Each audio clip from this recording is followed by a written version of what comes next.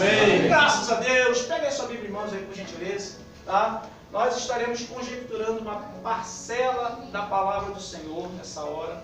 Tá? E eu quero te dizer que a relevância da palavra do Senhor em nossas vidas, tá? É que essa palavra produz vida e vida em abundância. Amém. Amém. Amém. Não é uma palavra mágica, tá? Mas é uma palavra milagrosa. Aleluia. É uma palavra que vem de encontro à nossa necessidade. É uma palavra que supre tudo aquilo que nós precisamos.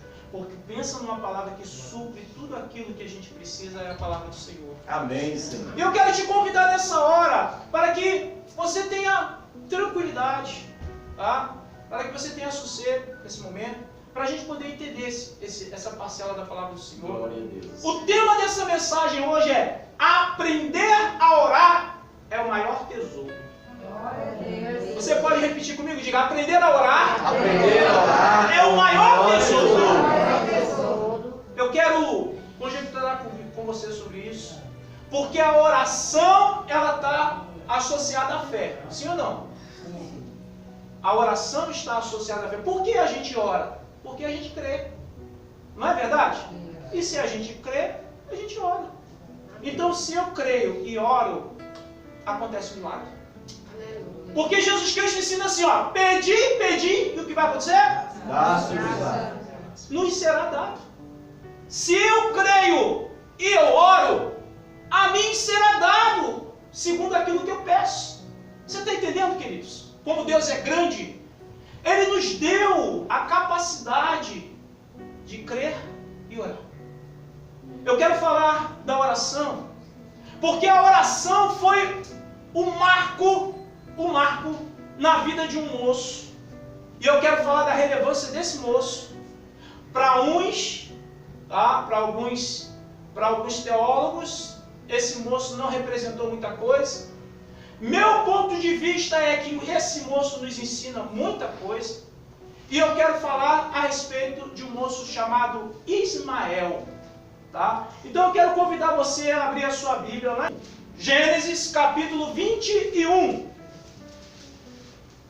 Livro de Gênesis capítulo 21. Nós faremos menção dos versículos 14 ao 17. Tá? Gênesis capítulo 21. Versículos de número 14 ao 17. Você vai acompanhar comigo a leitura. Eu vou fazer a leitura aqui. As versões podem ser diferentes, tá? Eu farei a leitura, você acompanha, tá certo? Que diz assim a palavra do Senhor. Livro do Gênesis, capítulo 21, a partir do versículo 14. Levantou-se, pois, Abraão de madrugada, tomou o pão e um odre de água, pôs-los às costas de Agar, deu-lhe o menino e a despediu. Ela saiu, andando errante pelo deserto de Berseba.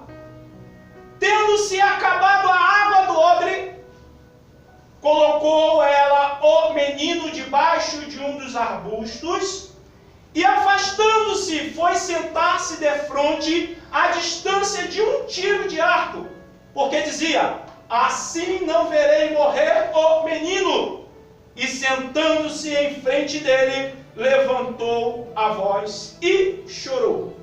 Versículo 17 diz: Deus, porém, ouviu a voz do menino, e o anjo de Deus chamou do céu a Agar e disse: que tens, Agar? Não temas, porque Deus ouviu a voz do menino daí onde está. Até aqui, por enquanto, queridos. Estamos aqui diante do momento da Bíblia, e eu quero pegar o contexto com você, para a gente compreender esse momento. Estamos diante do momento onde estava havendo um conflito familiar muito grande. Tá? O conflito entre as duas mulheres de Abraão. Tá? Por que as duas mulheres? Porque uma era concubina e se tornou mulher. Certo? Eu vou explicar isso detalhadamente. Estava havendo um conflito, por quê? Por causa dos dois filhos que ele teve. O primeiro, Ismael, que é esse que está em evidência, e o outro, o filho da promessa. Quem lembra do filho da promessa? Qual é o nome dele? Isaac. Muito bem. Então estava havendo ali um conflito familiar. E Abraão, aprove Abraão tomar uma decisão. Dividir a família para que não houvesse mais esse conflito. E a decisão que ele toma é pegar pão e água, entregar na mão de Agar, a mãe do seu filho Ismael, e despedi-los pelo deserto de Berseba. Eles saem pelo caminho. Durante a caminhada acaba o pão, acaba a água, e agora essa mãe aflita deixa esse menino debaixo de um arbusto, se distancia da criança numa distância de um tiro de arco, né? Como a Bíblia diz, ela se senta em frente ao menino e se lamenta porque ela espera a morte. A Bíblia diz que Deus brada dos céus, e dos céus veio o anjo de Deus. Aqui na minha Bíblia o anjo está com A maiúsculo, se na sua Bíblia está com A maiúsculo, essa daí é a Jesusfania, é a presença de Jesus Cristo no Velho Testamento, tá? É a pessoa de Jesus se manifestando a Agar, dizendo para Agar, não temas, diga não temas. Não temas. E Deus diz a Agar, na pessoa de Jesus, na Jesusfania, não temas, porque Deus ouviu o clamor do menino. Aleluia. Eu quero voltar lá atrás, queridos, para a gente poder compreender esse momento. Tá? Quero voltar lá atrás, porque muitos pregadores, quando pregam sobre esse texto, eles imaginam um menino e um menino de colo. Muitos pregadores imaginam, e até mesmo a gente na leitura, começa a ter uma ideia de que é uma criança bem novinha, é uma criança de poucos anos de idade. Tá? Eu quero trazer para você notoriedade sobre a idade desse moço. Porque na verdade não é um menino, não é uma criança, na verdade é um homem. Um homem com mais de 18 anos. Tá? Então eu quero pegar o contexto com você, com calma, tá? Para que haja esclarecimento pela palavra do Senhor, tá certo? E aí a gente tem que voltar aqui no livro de Gênesis, lá para o capítulo 15. A gente volta um pouquinho lá para o capítulo 15, tá certo? Nós vamos vir aqui para a história do patriarca Abrão. Aqui ele não tem o seu nome mudado ainda, ele é chamado Abrão, e Abrão significa pai exaltado. Mais tarde Deus muda o nome de Abrão para Abraão, pai de multidões, tá certo? Mas isso é um processo lento, tá? E que exige de nós muita paciência para compreender. Eu quero me pegar sobre a existência de Ismael, a vinda à existência de Ismael, tá? Então Deus, ele chama Abraão lá de Ur dos Caldeus, da Caldeia. A Caldeia futuramente seria chamado de Babilônia, porque se tornaria um império. Abraão era um babilônico, em que Deus viu um coração especial, um coração diferente. Deus olhou para Abraão e viu um coração, tá? Que não era um coração comum entre os demais da sua geração. Ele era um homem que cria em Deus e que confiava em Deus e que, independente de qualquer coisa, vivia uma vida em Deus. Resolve Deus agora chamar esse Abrão e diz para Abrão assim, ó: sai da tua casa, sai da tua parentela para a terra que eu lhe mostrarei. Tá? Acreditam os estudiosos que ele precisou de pelo menos 40 anos para reunir todos os seus bens. Porque Abrão, nos filmes, parece aquele nômade que anda por aí, pobre, com os pés no chão, rachado, não é? Com os cabelos maltratados. Abrão não era essa pessoa, queridos. Abrão, ele tinha muitos bens. Ele tinha servos, e servos nascidos na sua casa. Ele tinha muitas ovelhas, muitas cabras, camelos. Era um homem extremamente abastado. Alguns estudiosos dizem que ele precisou de 40 anos para reunir tudo que ele tinha para poder cumprir com a vontade de Deus. Chega o tempo dele cumprir a vontade de Deus, ele sai da sua parentela, da sua terra, descendo para a região de Canaã, para obedecer obedecer o chamado de Deus. Deus ali em Canaã faz promessas a ele, mostra as estrelas dos céus e diz, olha, assim será a tua descendência. Deus mostra a areia e diz, assim como os grãos de areia será a tua posteridade. Deus faz promessa a Abraão. Mas tinha um problema, queridos. Abraão já era idoso. Sua esposa, Sarai, que também não tinha ainda seu nome mudado, era idosa. Já tinha encerrado os costumes das mulheres, como a palavra de Deus diz. Ou seja, ela não poderia, de uma forma natural, ter filhos.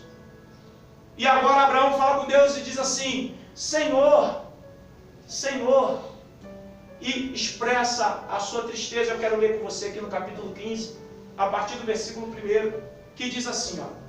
Depois destes acontecimentos, veio a palavra do Senhor a Abraão, numa visão, e disse, não temas, Abraão, eu sou o teu escudo, e o teu galardão será sobremodo grande. Versículo 2 diz, respondeu Abraão, Senhor Deus, que me haverá de dar, se continuo sem filhos, e herdeiro na minha casa é o Damasceno Eliezer. Qual é a tristeza de Abraão? Diga, não poder ter filhos. Você está entendendo?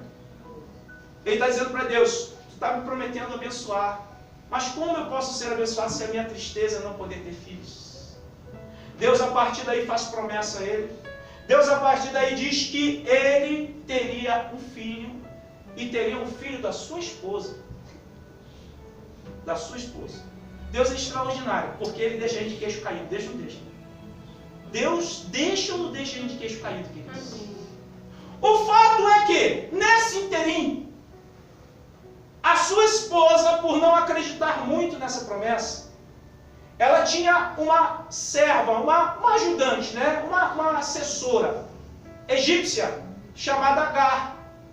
E para ela tentar dar uma forcinha para Deus, olha, diga assim, Deus não precisa de ajuda. Pois é, ela para dar uma forcinha para Deus, para se cumprir a vontade de Deus, ela oferece a sua serviçal a Abraão, para que Abraão pudesse, através de Agar, ter o filho que ele tanto almeja. E ele tem o filho que ele tanto almeja, tá certo? E eu quero falar assim com você sobre o nascimento de Ismael, tá? Que aí você vai passar uma página no capítulo 16, versículos 15 e 16, que diz assim, Gênesis capítulo 16, verso 15 e 16 diz assim, Agar deu à luz um filho a Abraão, e Abraão, a seu filho que lhe dera Agar, chamou-lhe de Ismael. O 16 diz assim, era Abraão de 86 anos quando Agar lhe deu à luz Ismael. Qual era a idade de Abraão quando nasceu Ismael? 86 anos. Amém? O que é interessante é que depois disso Deus faz promessa de novo. Olha, Abraão, tu vai ter um filho. Mas parece um negócio assim até enigmático, né? Peraí, já não nasceu filho? Só que Deus está dizendo que vai nascer um filho da sua esposa e não da concubina. O fato é que no tempo determinado prometido pelo Senhor, Sara engravida. Sara engravida e dá à luz a um menino. E esse é o menino que Deus prometera dar a Abraão. E que seria o primeiro de uma família que seria como as estrelas dos céus e como os grãos de areia. Deus, quando faz promessas, nós precisamos aprender a esperar. Porque nós podemos entrar num conflito terrível, saindo do propósito que Deus tem. Deus fez uma promessa a Abraão. Abraão não esperou a promessa e nasceu Ismael.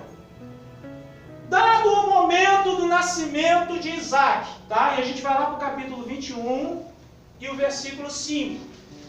Capítulo 21 e o versículo 5, dado o momento agora do nascimento de Isaac, tá? Capítulo 21 e o versículo de número 5 diz assim: tinha Abraão, agora o nome dele já está mudado, de pai exaltado para pai de multidões, O texto diz: tinha Abraão 100 anos quando lhes nasceu Isaque, seu filho. Porque esse é o filho que Deus prometeu. A questão toda é que já havia nascido Ismael. Se quando Abraão pegou nos braços pela primeira vez Ismael, ele tinha quantos anos? 86. E agora Isaque nasce com ele tendo 100. Qual a idade de Ismael quando Isaque nasceu? Vocês estão entendendo aí? Ele já deixou de ser um menino velho. 14 anos. Para a gente poder chegar à definição da idade de Ismael, é bem simples, queridos. Tá? Nós vamos fazer a leitura aqui no versículo 8. Aí mesmo do capítulo 21. O que é que diz o versículo 8? Ó? Isaque cresceu e foi o quê? Desmamado. Nesse dia em que o menino foi desmamado, deu a Abraão um grande banquete. Certo. Quando Isaque nasceu, Ismael tinha quantos anos? 14. Do momento do nascimento do filho da promessa a ele ser desmamado de 4 a 5 anos, porque as crianças mamavam mais tempo antigamente do que mamam hoje. As mães hoje, porque precisam trabalhar, desmamam as crianças o mais rápido possível para voltar ao trabalho. As crianças mamavam mais tempo, eram mais robustas, eram mais saudáveis. Vocês estão entendendo isso? Digamos que ele tenha sido desmamado com 5 anos, que é uma idade muito aceitável. Ele tinha quantos anos? Ismael tinha quantos anos quando Isaque nasceu? 14. A gente acrescenta esses 14 mais 5, que é o período em que ele foi desmamado. Ismael está com quantos anos agora? 19 é a maioridade aqui no Brasil, já está no exército, empunhando um fuzil e indo para as linhas de fronteiras. Você está entendendo que Ismael não é um menino, Ismael é um homem? Ismael é um homem, mas o texto ele nos leva a ter uma ideia de um menino, de uma criança indefesa, de uma criança que não tem conhecimento da vida. Eu quero te chamar a atenção para a mensagem que está aqui, mas ela está nas entrelinhas. Eu quero te chamar a atenção para o contexto de vida, coisa que a gente pouco para analisar. Tá? Quando Deus promete a Abrão, ele não tinha seu nome mudado ainda, que ele teria um filho, e ele aceita essa ideia, e aceita também a ideia da sua esposa, dele coabitar com a concubina. Ele, ao pegar essa criança nas mãos, o Ismael, ele definitivamente acreditou que aquele era o filho da promessa, sim ou não? E ele, como homem de Deus, deu qual criação para Ismael? Ele ensinou Ismael que há um Deus dos céus poderoso, que Deus da antiguidade, Ele é Senhor, que os reinos estão sobre o seu juízo, a sua mão é poderosa, Ele exalta, Ele abate, Ele traz a vida, Ele tira a vida. Ele ensinou a essa criança que há um Deus poderoso nos céus e que tudo é regido pelo controle que está em suas mãos. Aleluia. Sim ou não? Ele ensinou para esse menino que ele era um homem muito poderoso lá na sua terra, e que um dia ele ouviu a voz de Deus dizendo para ele: Abraão, junta o que tu tens, que eu vou te levar para outro canto, se tornando Abraão o primeiro hebreu. Para quem não sabe o que significa a palavra hebreu, significa aquele que sai do outro lado, aquele que vem do outro lado. A palavra hebreu significa aquele que vem do outro lado. Abraão é o primeiro hebreu, é o primeiro que vem do outro lado. E a partir daí, toda a sua descendência, Isaac, Jacó, tiveram que se tornar nômades, até o período de José ser escravo no Egito, e todos os filhos de Jacó irem para o Egito, inclusive o próprio Jacó, não é verdade? Que teve o seu nome mudado para Israel, porque ele lutou com Deus e prevaleceu. E tens uma geração de homens de valores por causa da fé. Abraão, fala ou não fala para esse menino sobre o propósito de Deus para a vida dele, que esse menino era uma promessa de Deus, que dele sairia uma grande nação. Ele fala ou não fala para esse menino, desse Deus poderoso? Quando Abraão ia fazer as suas orações matinais, ele levava o menino para fazer também? Sim. Quando ele ia fazer as suas orações ao meio-dia, o menino ia com ele aprender a oração? Quando ele fazia as suas orações vespertinas, o menino estava com ele, queridos. E pela madrugada, quando ele iria oferecer sacrifício seu, o menino ia ver o sacrifício, sim ou não? Nós hoje temos pena dos nossos filhos, às vezes não queremos trazer para a igreja porque tem um pastor que grita. Às vezes a gente não quer trazer o filho para a igreja porque acha que o menino vai dar trabalho. Às vezes a gente não quer trazer as crianças para a igreja porque acha que a criança vai fazer bagunça. Queridos, aqui é o lugar da criança começar a viver. Porque aqui é onde se aprende, aqui que eu me refiro à igreja, onde se aprende valores que não se aprenderão em lugar nenhum. É na igreja. Portanto, não deixe seus filhos em casa, salvo se estiverem dodói como, né, a Esther da Dodói. Ela sempre vem, e se ela estivesse aqui, vocês saberiam quem é, porque certamente ela iria ir perto de você, iria olhar para você, talvez não diria nada, mas que ela iria dar uma boa olhada na sua face, ela iria. Abraão ensina a Ismael de um Deus poderoso do céu, sim ou não? Sim. A questão toda é que Ismael não era o filho da promessa. A questão toda é que Deus não prometeu Ismael a Abraão. Deus prometeu Isaac. Deus não prometeu Ismael. Ismael foi um erro de trajetória. Ismael foi um erro de cálculo. Ismael, tá, foi uma descrença. Tanto dele quanto da sua mulher. Mas a Bíblia diz que Deus, numa outra linguagem, Ele jamais vai justificar um erro com outro erro. Que ainda que a gente erre, Deus é maravilhoso para pegar nossos erros que são maldições e transformá-lo em bênção, porque Deus é poderoso para isso. Eu não sei como está a tua vida na sua trajetória pregressa. O que eu quero te dizer é que não importa o que você fez que estabeleceu uma maldição, Deus é poderoso para mudar essa maldição hoje em bênção. Glória a Deus. Chegamos no momento do texto onde nós fizemos a leitura inicial. E qual é o momento? Existe agora um conflito muito grande. Um conflito muito grande. Nós vamos continuar a leitura aqui, nós lemos o versículo 8. Vamos ler o versículo 9 que diz assim: vendo Sara que o filho de Agar, a egípcia, o qual ela deu à luz a Abraão, caçoava de Isaac. Não é isso? Diz aí?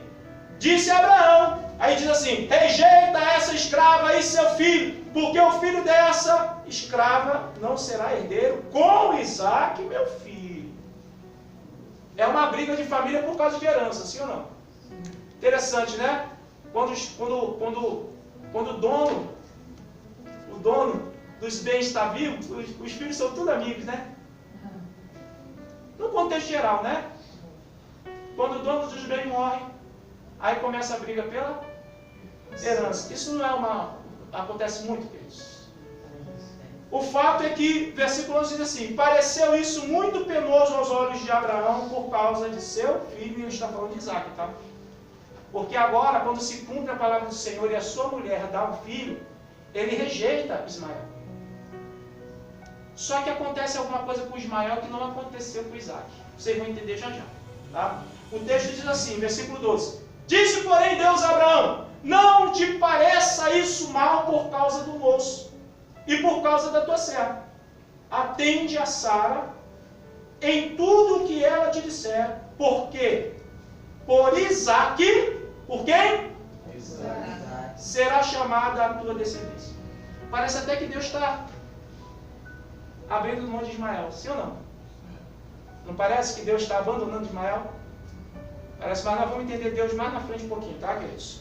Versículo 13 diz assim: mas também o filho da serva farei uma grande nação. Deus já deixou uma dica aí bem bacana, deixou ou não deixou? Ele está dizendo assim: você errou. Mas eu não vou justificar o teu erro com outro erro. Se a promessa está sobre a tua vida, até o teu erro vai dar certo. Aleluia. É isso que Deus está querendo dizer. O texto continua dizendo assim, versículo 14. Levantou-se, pois, Abraão de madrugada, tomou o pão e um odre de água, tá? Pô-lo às costas de Agar, deu-lhe o menino, que não é um menino, né? É um galalau, de pelo menos 18 ou 19 anos. Tá certo, queridos? Só para a gente não perder o foco. Amém? Amém. Deu o menino e aí despediu. Ela saiu andando errante pelo deserto de Essek. Interessante, né? Por que Abraão deu um odre de água? Um odre é um cântaro. Um cântaro, tá? Aqui a gente chama também de moringa. Quem já ouviu falar em moringa? Quem conhece moringa? Quem sabe o que é uma moringa de barro? Por que Abraão deu pouca água? A Bíblia diz que ele deu pão. Certamente ele deu pouco pão. É para eles morrerem rápido? Queridos, eu quero crer que é para faltar e eles... Você está entendendo? Existe uma entrelinha. Porque no coração de Abraão, quem era o filho da promessa? Você acha que ele ensinou? Olha só, você acha que ele ensinou a Isaac do jeito que ele ensinou a Ismael? Ismael foi o primeiro. Você acha que ele teve o mesmo zelo? Você acha que ele teve a mesma dedicação, queridos? Ele acreditou piamente que Ismael era o filho da promessa. Você está entendendo? Então Ismael aprendeu com um Deus poderoso, sim ou não? A questão toda é que eles estão indo agora pelo deserto, certo? E agora, versículo 15 diz: tendo-se acabado a água do odre, colocou ela o menino não, o homem. Vocês estão entendendo que há um problema aqui de tradução? Tá? Ela colocou o menino, parece que ela pegou aquele menino, né? Vocês estão entendendo o problema da exegese? É isso aí. O texto diz que ela pegou o menino e colocou debaixo dos arbustos. Versículo 16 diz: e afastando-se ela na distância, né, de um tiro de arco, o que ela faz? Ela se assenta de frente do menino, na direção do menino, certo? E levanta uma voz de choro. O que é interessante no 17 é que diz assim, ó: Deus, porém, ouviu a voz do menino. Deixa eu fazer uma pergunta para você, queridos. Esse menino que não é menino, ele aprendeu a orar? Sim. Ele sabia falar com Deus Altíssimo? Sim, sabia. Ele aprendeu com o seu pai Abraão a tocar no coração de Deus? Sim. A verdade, queridos, é que nesse momento, a oração é o maior tesouro. Aleluia. Ele não recebeu bem nenhum de herdade do seu pai Abraão, muito rico. Mas ele recebeu algo do seu pai, que marcou a história de sua vida para sempre e está lá até hoje. Ele aprendeu com seu pai a orar. Aleluia. Sabe qual é o maior bem que a gente oferece a alguém? Ensinar a pessoa a orar. Sabe qual é o maior bem que você dá aos seus filhos? Ensinar os seus filhos a orarem. Porque no dia que você não tiver dinheiro para comprar pão para ele vai levantar um clamor ao Deus dos céus e Deus proverá o pão. Aleluia. Às vezes a gente está trabalhando demais para deixar uma herança. E tudo que os nossos filhos precisam é conhecer Deus dos céus.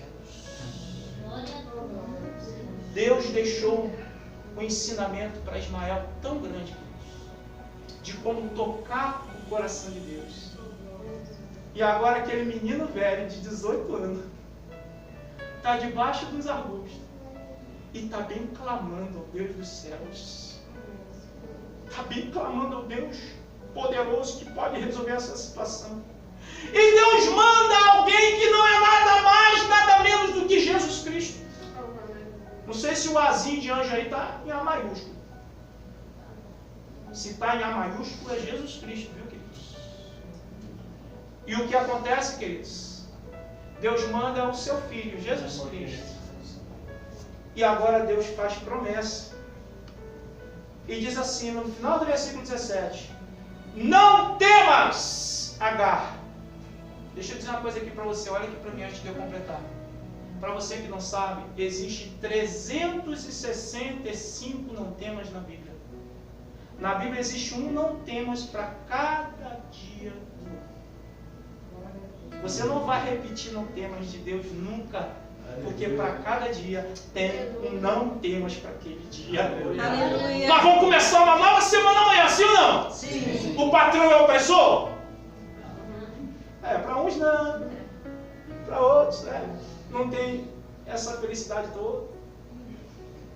O dia é pesado? Para uns não, ar-condicionado, água fresca, cafezinho, tem até biscoitinho. Para outros é no tempo, pegando sol e chuva, às vezes carregando escada nos postes, puxando fio aí, não é? Descarregando caminhão. Para algumas mulheres é vendendo alguma coisa na rua, lavando roupa para fora. Para alguns é mais fácil, para outros mais difíceis. Mas até para os mais fáceis também tem dor de cabeça. A verdade é que nós vamos começar uma segunda-feira entendendo que vai vir a luta. Mas eu quero que você entenda que o não temas de hoje não serve para amanhã. Amanhã tem o seu próprio não temas para você. Aleluia. Próprio não temas da segunda-feira. Deus diz assim: não temas, Agar, porque Deus ouviu a voz do menino daí onde está. É isso? Aí o 18 diz assim: ergue-te. Essa palavra é forte. Fique de pé. Não esmoreça. Não se abata. Não se permita ficar caído. Fala, Senhor, levante-se. Levante-se. E diz assim a palavra do Senhor: e levanta o rapaz, segura-o pela mão, porque eu farei dele um grande.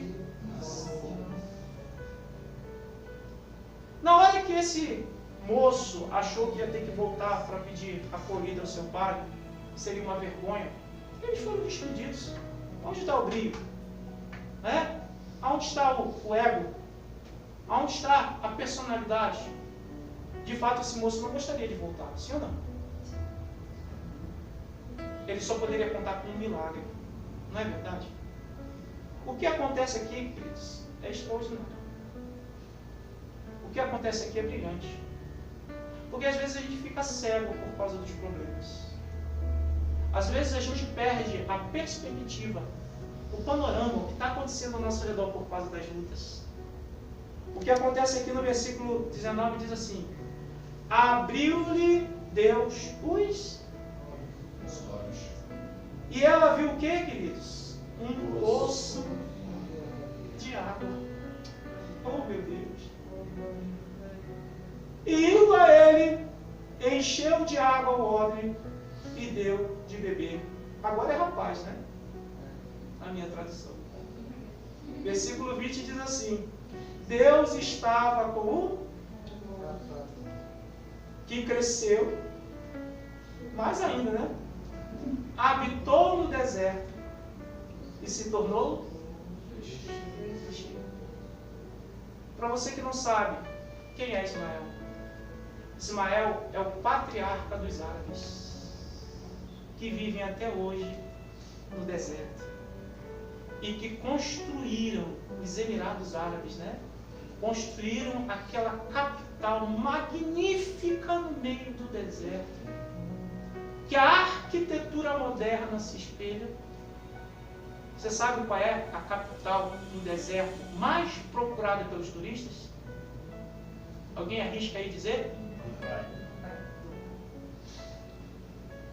Aquilo é algo sensacional. que é a herança de Ismael. Porque Deus não justifica um erro com outro. Ismael aprendeu direitinho a orar.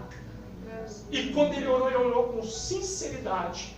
E Deus fez aparecer um oásis no meio do deserto. Então eu quero te dizer, meu querido e minha querida, que não importa quais foram os marcos de maldição que você vincou na tua história pregressa. Aqui eu aprendo do Senhor que Ele é poderoso para transformar esses marcos de maldição, todos eles em marcos de bênção. Aleluia. Converter maldição em bênção. E o nome do Senhor ser glorificado, tanto entre os judeus quanto no meio dos árabes. Você está entendendo, querido? Diga assim: o meu Deus, converte maldição em bênção. Diga assim: eu creio, por isso estou aqui. Diga assim: eu vou viver o melhor de Deus na minha vida. Receba essa palavra no teu